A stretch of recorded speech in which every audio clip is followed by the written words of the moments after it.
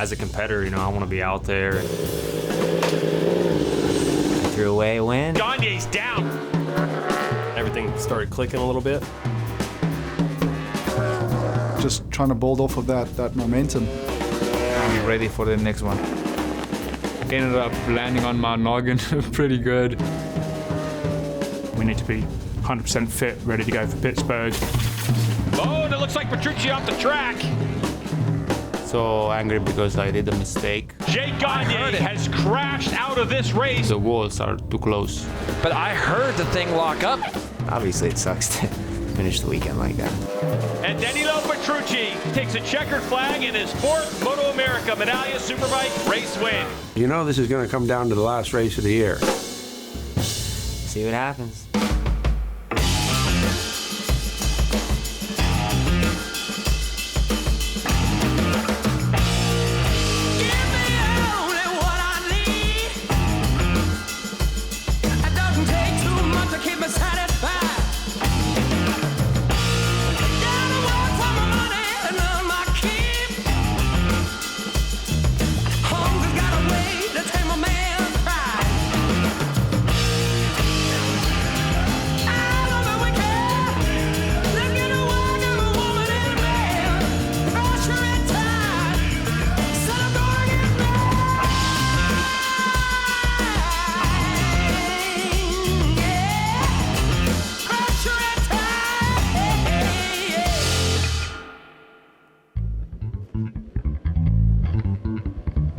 Previously on Pressure to Rise.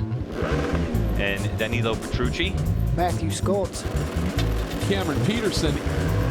Jake Gagne back on pole. Revs up, clutches out, and a good launch from your pole sitter.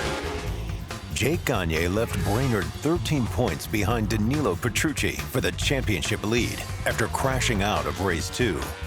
I threw away a win, threw away some points, and threw that Yamaha through the dirt really good.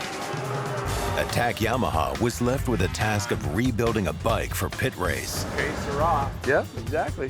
Probably just misjudged himself a little bit. In the back of his head, he was thinking, I'm cruising. Just kind of ticking those laps over. This is good. I don't need to back off. But got in there a little too hot, and then said he touched the front brake and pretty much launched itself up there with the International Space Station, and that was the end of that.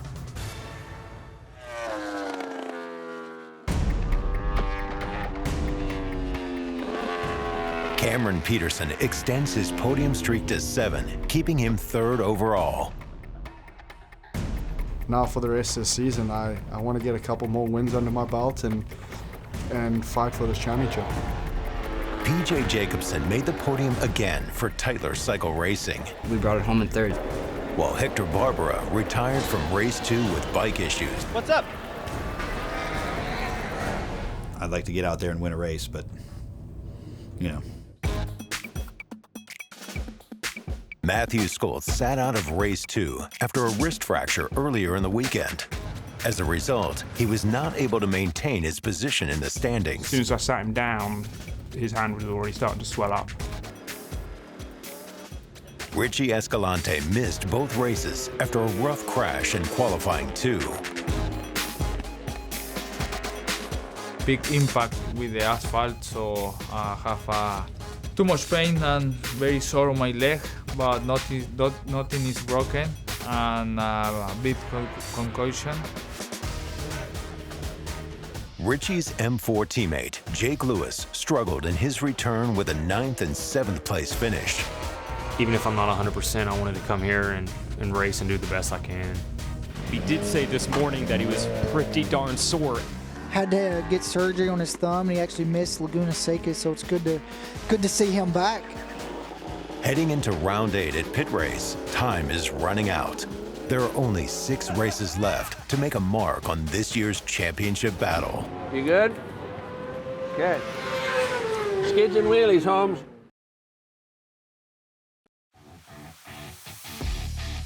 Perfect weather kicked off Friday at Pitt Race, with only 13 points separating the top 2 in the standings.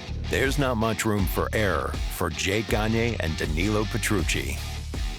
I still feel like a kid, man. I'm out here racing superbikes, just loving life. These last couple of years, this Yamaha team's really helped me grow as a superbike rider and learn to be where I'm at now, you know, to be fighting for championships and winning races, and I've never felt better. At this point of the championship, we have to think about one race by each other. It's like every race will be a final. Matthew Skoltz and his team entered the weekend with a new approach after a few tough rounds left them reeling. It might prove difficult with his fractured wrist not fully healed. I think the first laps will be easy.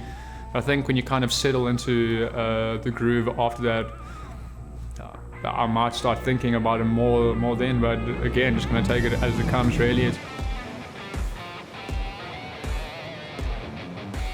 I actually walked around this place for the first time in about 4 or 5 years. I don't actually think I've ever walked it. I've been on it on a scooter. And I was quite surprised at how wide open the back section is as far as the arc of the corners and then the distance between the corners. From the TV, everything gets shortened up, and it looks really short. But it's really flowy. Yeah. I'm like, wow, that's like, holy. The surface is all pretty awesome here too. I get, yeah, and I was. To some of the places we go, you're like, this is nice. Unbelievable how good this thing is. They did a good job. Yeah. Richie Escalante is looking to get some forward momentum back that he gained before his crash in Brainerd that prevented him from starting both races. So I go first to check the doctor to for sure check no fractures. So that's the first thing I do on Monday, and then after that just go to the therapy, you know, some ice, some things hot, water, massage and everything. So now I'm a little bit better. And also before Thursday this week, on Monday and Tuesday, I'm training a little bit and not feel so bad. Cycling. Race distance maybe a little bit more difficult, but now I feel like 90%. So I'm ready to race this weekend. On these, don't be afraid to stack them really close, because that's where the bike wheelies so bad over that hill. Yeah. So if you kind of short shift it, it's going to wheelie a little less. Yeah, exactly. So don't be afraid of short shift in there. Okay. Run fourth down here, back to second, second to third, third through here, back to second, third, fourth, second, third, second, then fourth, fifth. Good? Backed off the comp a little bit in the back, just to see how it is over this dude here. Yeah. See how much movement there is, and we'll tune into that. Yeah, yeah, it'll get a little loose, but as long as I'm not kicking your feet off the pegs, it'll be all right. Do you want me to take a little out of here? No, please, zero.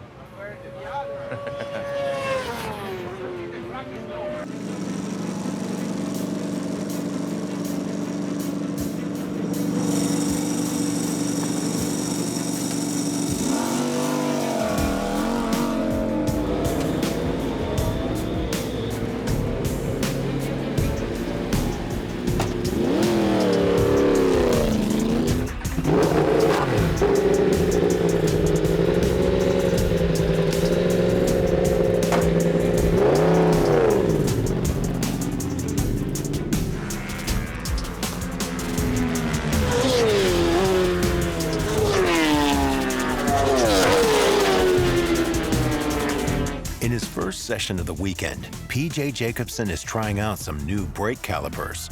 How's the front end on the bike feel? That seems okay. It was just my braking was so bad. Yep. Because of the brakes. Yeah. The free flight, because it's so rough. Yeah. Yogi checked it. He didn't get any air out of it or anything. I think it might just be how those calipers are. Let's try them for the rest of the session, and if we still hate them at the end, we can go back to what we ran before. Yeah. I just would like to give them a shot because they do actually have less drag, which makes the bike a little quicker in a straight line. So, but if they still feel funky and we can't use them, we'll go back to the old ones after this.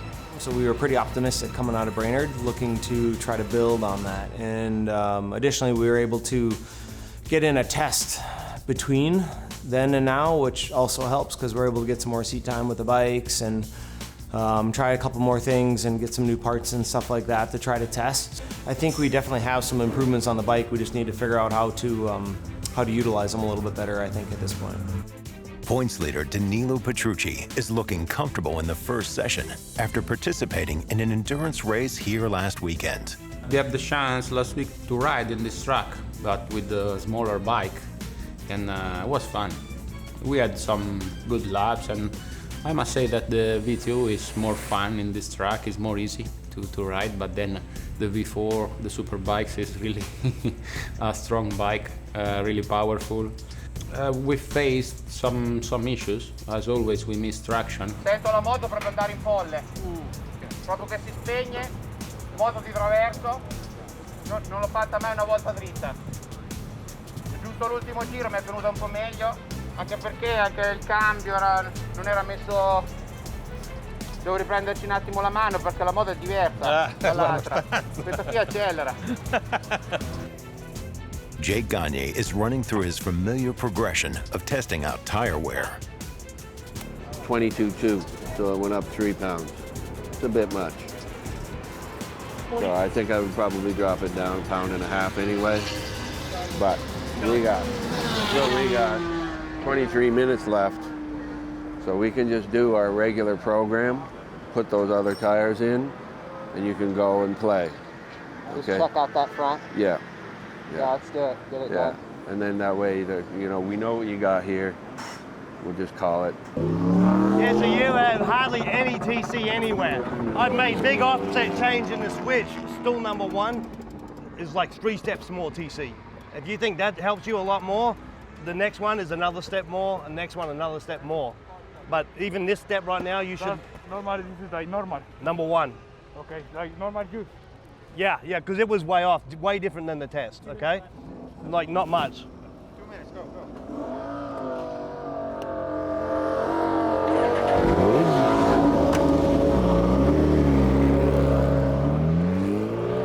The bike's backing in so much, so it's probably like going into one. One's a lot of engine brake here and a lot of engine brake here right now. I think we could probably take some out there earlier on. The thing that I think we've been doing is maybe forcing Cam a little bit too much to ride like Jake. And so we're going to have to work on that a little bit, maybe bring the bike a little closer to him. If it's backing in too, just go ahead and release it. We're going to go up in the spring race. Backing in pretty big there as well. The whole time? Yeah. We can do an overall, but I think he wants to keep it at the apex. And are you leaving that front end this time? No, we're doing the... You're going to swap it? What's that? Oh, front tire? No, we're leaving it. Yeah. Cameron Peterson is not mathematically out of championship contention, but the points deficit will be difficult to overcome this late in the season. I'm trying to be super calm in the beginning of the race, not make any mistakes and stuff, but still at the same time, I think I've got this kind of sense of urgency that I need to be there. I gotta be there, and it just compounds those mistakes one after another, and before I know it, I'm 4 seconds off of Jake again. So, I just got to figure something out. You feeling pretty good? Yeah, not too bad. Yeah, I mean, I'm happy with that, honestly. Yeah. Sono anche microfonato, quindi anche non la traducono sta cosa qua. Anche se la traducono come una frega un cazzo. Up next, qualifying 1 from Pitt Race.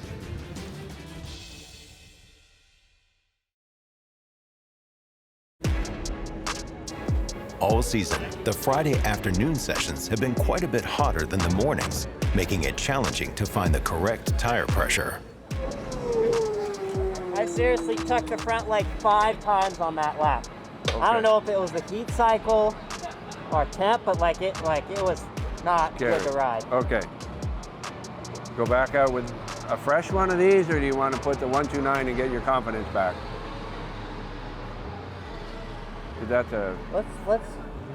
I think we should do the 129. Yeah, and then go back out on that one at the end, maybe. Okay. Yeah. No, maybe just the heat cycle, but Yeah. it was just on the edge of the tire, not even really. It was really controllable. I could just. Right. It would just move. Right. And once I knew it, right away, it's okay, I could deal with it, but it was just like. Early on, Scholz is feeling better about some of the changes they made from practice 1. The only place it's backing in a little bit is the first corner and corner 3. Yeah. Okay. Did you change the button at all? No. Okay. So he said he could feel it a bit better, but he'd like to go another step, but he didn't change. So we'll just go up on the button. Yep. And then he said the only time he can feel it is 1 and 3, so that won't affect that. Multiple riders are having rear grip issues. Going out on a used rear, give me at least 3 or 4 laps on it, just to get a feel for the engine brake changes, the torque changes, all that stuff. Come in, we're gonna do a new rear tire. I have a shock I wanna test. We'll give that a good 4 or 5 lap run, and then we'll come in, figure out which shock we like better, and then do another new tire at the end, okay? Still, just the rear, like coming up the hills, like, especially out of the last one, it's like, wow. Still pumping? Yeah. All right. Brainerd for sure was definitely a struggle for me, but you know, here my hand, no issues at all, and especially this is one of the most physical tracks we go to on the circuit, but I could put force into the bars and ride like I need to. Let's add a little preload to it still. 2. Excited that Jake's healthy and really looking forward to just keeping refining the setup, not making major changes, and roll into New Jersey with some momentum. Looking at the sectors, it's really sector 1 and sector 4, 6/10 in sector 1, 4/10 in sector 4, and then it's only a couple in sector 2. So how was the clutch and engine braking? Is back to normal there? Yeah. Okay. Even in 3, up over the hill, it's good. All right. Let's change the shock back, please. Change the shock back. For the first half of Q1, Hector Barbera was somewhat of a surprise to hold the fastest lap until Cameron Peterson best his time by 0.02 of a second. Barbera, Gagne, Peterson, Scholz, Petrucci, your top 5 right now. Jake Lewis in 6th, Hayden Gillum in 7th, PJ Jacobson 8th, Richie Escalante, and Travis Wyman completing your top 10. Good to see Jake Lewis getting himself closer to the top 5 after having that incident at the Ridge and then also having to set out Laguna. Cam Peterson here on the screen go to the top of the board with the 41.6.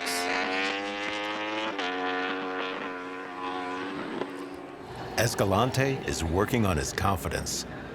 Do you feel like you're using too much of your upper body because you're trying to take some weight off your feet, you think?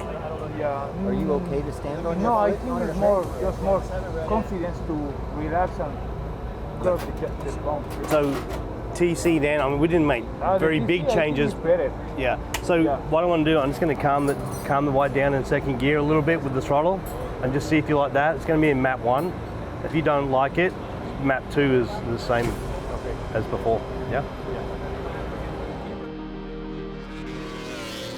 Matthew Scholz takes provisional pole after being the only rider under 141. I think I have a pretty good feel on the edge of the tire and this track, you know, most of it, you're kind of leaning at max angle. Coming here with the wrist being injured, just kind of started off a little bit slow. We took a lot of torque out of the bike to just keep things calm and just slowly added power back in and, you know, took a little bit of traction control out and just kind of worked out well, you know, that we just timed everything perfectly, put on a new tire at the end of qualifying 1 and it ended up doing a 40.9, which put me on provisional pole there. So I mean, we were over the moon. You know, it seems that my wrist is fine for a couple of laps and it definitely starts, you know, hurting. So I think that the race is going to be difficult, but at this time I think we're just going to have to take the positives and be happy that we came here and put it on a provisional pole. You know, but I know everyone's going to go quicker tomorrow, but I will too, hopefully, right?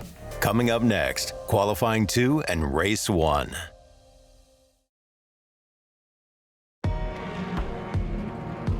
Westby Racing is feeling optimistic for Q2 after Friday's progress, earning provisional pole in Q1.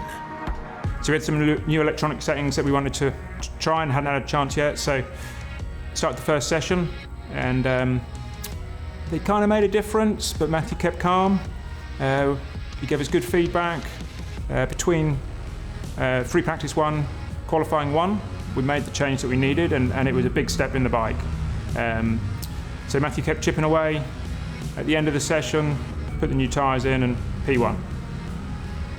Nothing different, just calm, collected. Just need to be confident he can do it.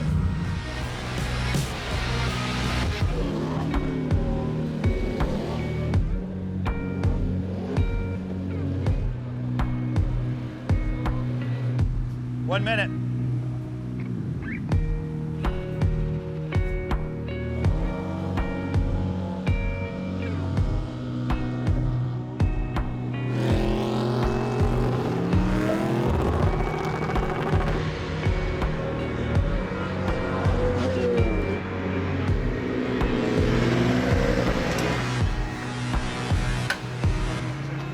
Scholes comes in early and is a little surprised on his last lap time.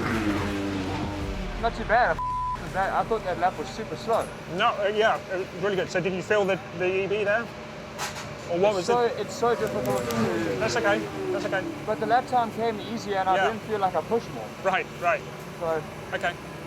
Like in the final corner, I broke at the same spot where I'm usually like, oh, I'm not going to make it to like a broke in the same spot. And I was like, this is easy. It was just so tight coming out. So I think it must be. Yeah, okay. So new front, new rear. We'll get 2 flyers, but be quick on the in and the outs, please. Hector Barbera and crew realize they need to dial back some settings to what they had on Friday. Do you think they would be helpful to put 1 turn of preload on this? But the problem is with that one, I need more preload. With this one? With this one. Does it make sense? Yes, I have less... have a sense because now only feel the springs. Okay. You know, I don't have nothing in the beginning which support me. Yeah. Brake, but feel is because it's continue to work. Right. You know? I need something for stop me. But anyway, feel is hard. I feel the spring is don't like it. All right. I prefer yesterday. You want yesterday at the finish or one step before? 1 step before. Okay. Do you want to put that now? Yeah. Even if you do everything the same, that's a 41.3. But I think you got a 40 in it easy. You power up? Yep. Okay, we're powered up too. As well. Also. Cameron Peterson's game plan has been to use the Q tire early and come back in to change to used tires and get a feel for race conditions. We've seen the Yamaha guys do this before. They're usually coming in pretty early to get that tire. He just jumped to second, set the fastest overall second sector, and is now 0.3 of a second behind his teammate Jake Gagne at 140.49 to a 140.83. Did a little bit too much EB in the first corner, crashing like crazy. Okay, I'll come back out with the switch then. Go back to where we were? Or with this Q tire, do you think we'll be okay? I think the Q tire will be fine. Okay, so Cameron was on a Q. Jake and Petrucci just gone out on their Q. So. Feel okay? Yep. Okay. Danilo, personal best in the second sector. Petrucci goes to the top at a 140.199.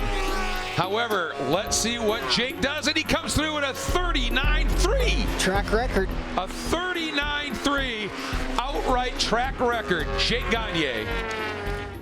For the first time this season, P.J. Jacobsen qualifies on the front row in P3, and his teammate 1 position behind him in P4. You know, usually with Scotty, I usually don't make a step with the Q tire. It's just been kind of a disaster. Every time I put the Q tire on, I usually don't make a step with it. It's the same. So I was like, yeah, you know, I'll give it my best, man. We'll see what happens. And I went out there, and the Q tire had a lot of grip, and I felt like I just made a couple mistakes on my the Q tire lap, just in the last section. So the lap time could have been a lot better, but it's good to give that to the team for a front row start. So I was pretty pumped on being on the front row. Yeah, it's crazy. I was all stoked about the front row start. Yeah. But look over it. It really ain't that far. Oh no, it's huge difference. Huge difference. Totally different worlds. It's like at least 6 inches. Although on the plus side, I think being on the inside here is better spot to be. Honestly, the inside is more important than first row, second row here. Yeah. Yep. In you know, in Canada, they're so weird that the guy on pole can decide when they come around after the warm-up lap to go wherever he wants. So the whole grid has to reset? Nope. No, the grid doesn't reset, but if the guy on pole decides he wants to be on the inside when they come back around, stops over here, and everybody else is where they normally would be. Really? Yeah. Is it a staggered row? No, their rows are flat. Okay. Wow. But they are 4 and 3 and 4. And okay, like we used to do, yeah. Yeah. Okay. Huh. Cameron Peterson starts from an uncharacteristic P5 next to his fellow South African, Matthew Scholz, who only managed to qualify in 6th despite his provisional pole. Yeah, I was expecting more out of the second qualifying, I really was, and I think I did 3 or 4 laps, came in, put the quali tire on, and the plan was just to, make sure that we didn't have traffic or guys trying to follow us or anything like that, and yeah, it just didn't really pay off, Ended up in P5, which I was not stoked about. I really like this track, and the Yamaha feels amazing around here, so qualifying that low down, I wasn't too happy. Good. We were really strong. We were 1 or 2 all weekend, P1, P2 all weekend. Put the qualifier in at the end and just didn't happen. Okay? Yeah. Sure? Yeah. Okay. Good. All right, ended up P6.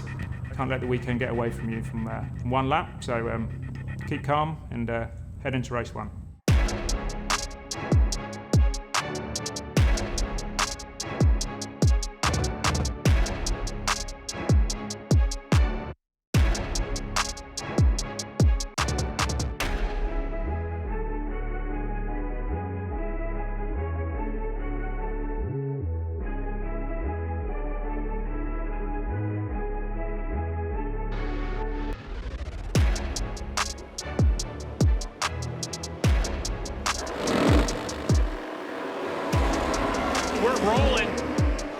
It's race time, and Jake Gagne looks like he got a good launch on the number 1 bike. He's going to lead us in, and how about his teammate Cameron Peterson trying to go around the outside? What a great launch from 5th on the grid, Cam Peterson.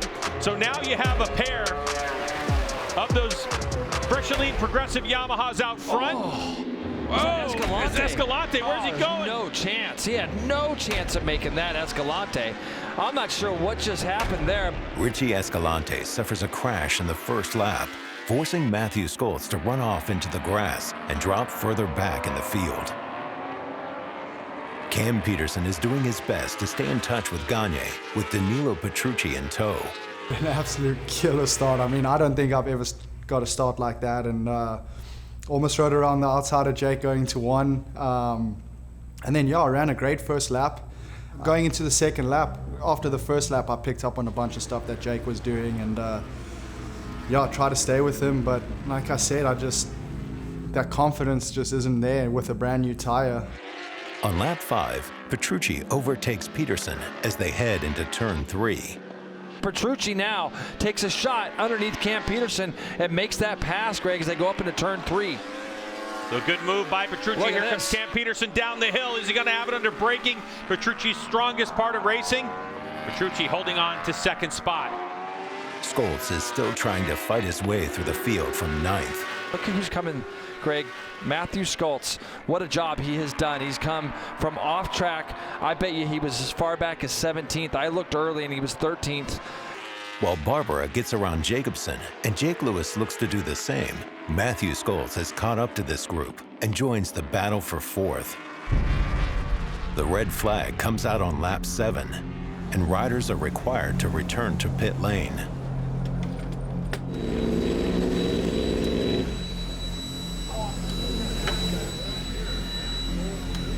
Hey, look, we've got If I carried on turning, I would have smoked him. I had to lift up. Hey, you're the fast, when you had that clear lap, you're the fastest bike on the track. So now we've got another chance, okay?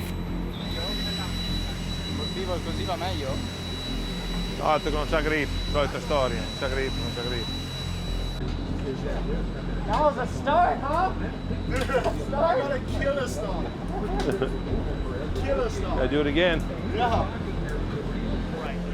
Riders will regrid in the position they were in on track when the red flag came out, bumping Peterson from 5th up to 3rd, but dropping Jacobson back to the 2nd row. Here we go again. The restart is similar to the first, except Scholz gets a clearer shot toward the front. And it looks like Jake Gagne with another good one, and his teammate Cam Peterson trying around the outside again. Petrucci slots into third, and yeah, Matthew Scholz up into fifth, so a much better start for him, at least as we get through turn number 3 area. Down the hill they go. Cam Peterson trying to latch onto the back. Petrucci trying to make a move early, and he'll get it done. So Petrucci moves into second spot. Peterson makes a mistake on the second lap of the restart and loses a bit of time, while Scholz passes Jacobsen up the inside for fourth. A crash causes the red flag to be deployed yet again. It's hard not to be a little frustrated, you know, when you see the red flag coming out when the race is going good for you. But at the same time, man, you know, you hope that everybody's all good and nobody's hurt too bad and everybody can get back up. Riders grid up for the third time on heat-cycled tires. Petrucci gets his best start of the day, slotting himself into second right away. Scholz finds himself in fourth after Jacobsen crashes out and starts to track down Peterson for third. On the final lap, Scholz passes Peterson on the brakes and tries to pull away. Come on, come on! And there goes Scholz trying to get around the outside. Petrucci with a bit of a mistake, but the run to the checkered flag, here he comes. Jake Gagne, after 3 starts, will take victory, but Matthew Scholz, after a dramatic day of racing, able to put it on the board. Petrucci in the last corner. For the first time since Road America, Scholz finds himself on the podium. I'm just really happy to be back up on the box, you know, considering I haven't been there, I think, in 7 races since I was up on the box, since I won in Wisconsin. I don't think I've been off the box that long since, 2020 maybe. Coming up, race 2, as Gagne looks to win back the points lead.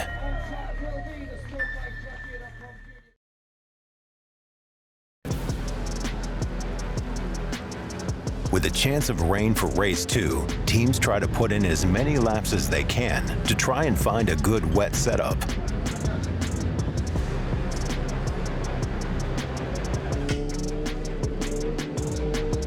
The rain setting was okay when it was full wet, then when it started to dry up and it started getting to be a dry line or whatever, the rain had way too little power. So then he switched over to intermediate and it still had way too little power. He's saying he should have went the full dry. Like he was just saying, we can build multiple options, right? Like we can have 4 different maps in there for power and TC. So when you did go from rain to intermediate, I know the intermediate wasn't enough. Was it a noticeable change? No. Okay. Basically felt the same more or less. Okay. When I was in MotoGP, I was always looking at the weather, hoping for the rain, especially when I was in trouble, because it was always good. But when you wish something, especially the rain, it never happens. So since don't know, maybe 4 or 5 years that I'm not looking anymore at the weather forecast. When it's time to go, I just look up. Petrucci is quite a bit faster than anyone else in the wet conditions. His team is optimistic if it rains for the race. Yeah, that was keeping me awake at night, especially last night when I woke up at 1 o'clock in the morning. I looked outside and the parking lot was flooded. And I thought, this could be a Petrucci day.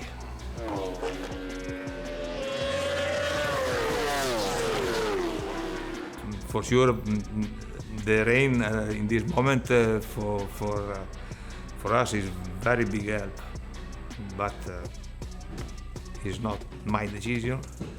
Your decision. Nobody can decision the weather. Petrucci with that big, almost 3-second margin back to Gagne, then Peterson, Scholz, Jacobsen, your top 5. I mean, even his second best lap's 2.5 seconds quicker. Danilo is going almost 3 seconds a lap faster than what Jake is, and Jake's not a 3-second behind in the wet guy. If it's wet, if it's dry, if it's heavy rain, light rain, it's the same, man. And none of us really have ridden this track here at Pittsburgh in the wet, so all these years, you know, we've been coming here for 5 years or something, and the weather's always been good. So I have a feeling this track in the wet, they did such a good job on the asphalt here that I think the asphalt will be really good. It seems to be really consistent, especially in the dry. So see what happens. No, gli mettono un po' di preoccupazione se piove dopo.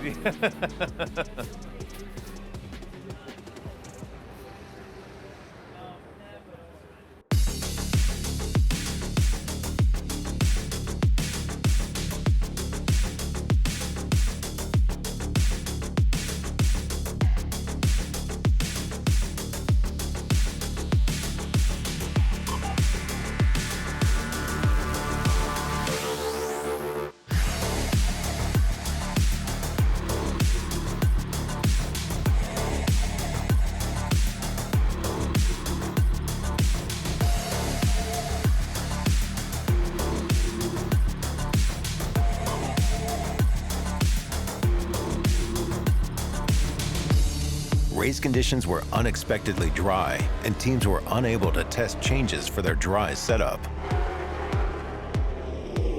Jake Gagne, the number 1 plate, leading us down into turn number 1, and his teammate, the 45 of Cameron Peterson. Both fresh and lean progressive Yamahas take to the point. Hector Barbera got himself up to 3rd off the start and into the first turn. BMW M1000 RR, just ahead of Danilo Petrucci on that Warhorse HSBK Racing Ducati New York Panigale V4R. Yeah, PJ Jacobsen there behind Danilo, and then you got Matthew Schultz. He started 6th, and he's going to be 6th as they head up that hill. Remember, Matthew had pretty good pace yesterday. I think that what he'd like to see is the race continue. Yesterday we had some red flags, and I know that that can be harder on his wrist.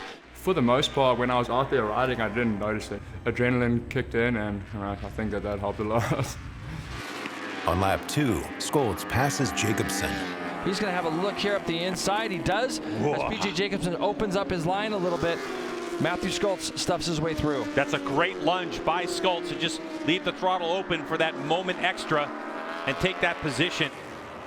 P5. On the next lap, he passes Barbera. Barbera received a 5-second jump start penalty and an additional 5-second penalty for missing the chicane. Expect the same move coming up here. He's already seen where Hector Barbera is riding, so he's going to try to tee him up in the exact same spot, Greg. As Hector Barbera gets out a little bit wide. Looked like Hector may have lost the front there, just a little bit tipping in.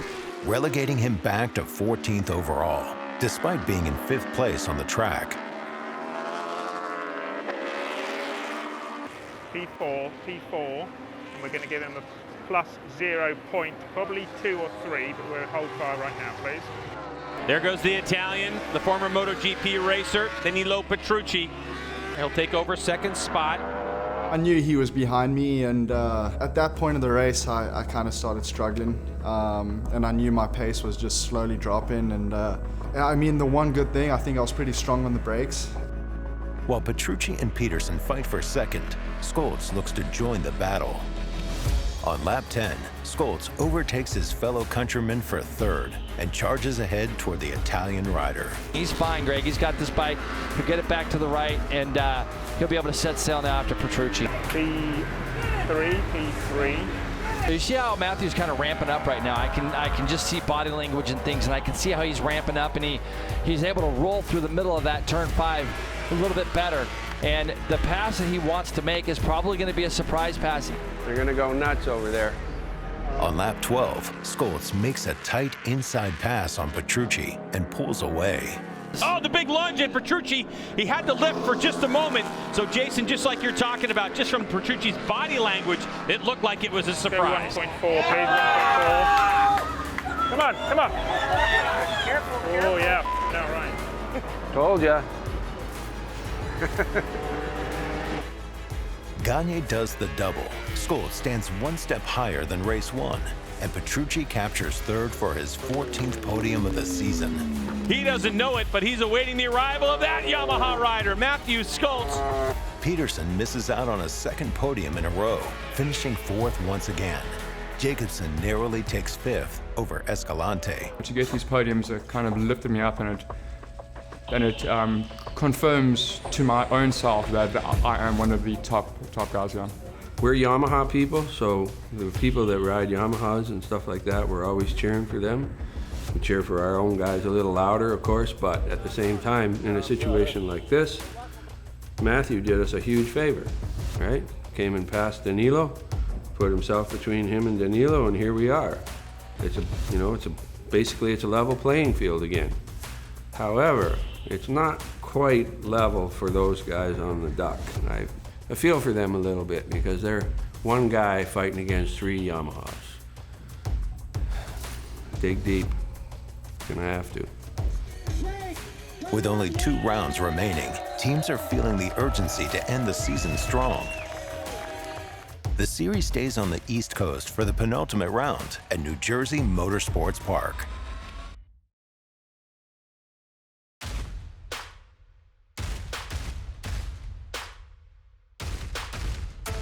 Scoring double victories this weekend, Gagne regains the championship points lead by a single point over Petrucci. 2 rounds left, the time's flying by, but I'm excited. You know, I think it's great for the series, great for the racing to have a really tight points chase, and it's gonna come down in the end, so I'm looking forward to it. Jake was really too fast today. I tried to stay as close as possible to him, but I'm struggling to release the brake. When I release the brake, I already feel the rear going sideways, and then everything came more difficult. And yeah, it was mentally tough. I was expecting podiums, but not to go 7 in a row and get as many as I have throughout the season, you know. But honestly, I got to give it up to the team. You know, to have a podium streak like that, I was pretty happy. I'm bummed it came to an end, but you know, we've got a few more races to go, so let's get back on that streak.